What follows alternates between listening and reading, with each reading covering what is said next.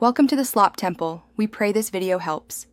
You start by assembling durable materials so the garter lasts through the event. Choose an artificial mum and a stable 3-inch foam or felt base. This gives structure and prevents sagging.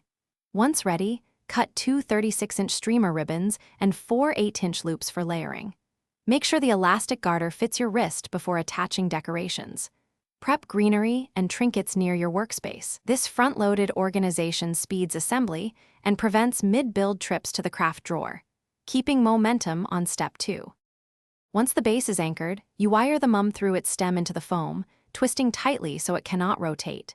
Next, layer the pre-cut ribbon. Glue and hand-stitch each loop and the 36-inch streamers to the base, staggering lengths for depth. Make sure to hide stitch points under greenery. Add sequins or metallic trinkets on wired picks, inserting them around the bloom and securing with glue and extra wire wraps. This combination of glue and wire gives a neat finish and long-term durability.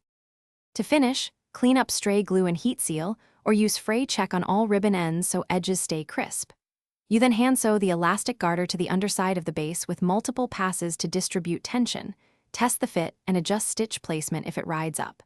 If a component loosens later, rewire the element and add a drop of hot glue at the joint. Make sure to clamp briefly so the bond sets flat. This quick repair keeps the garter wearable all night. Thanks for watching. Consider subscribing if we helped you.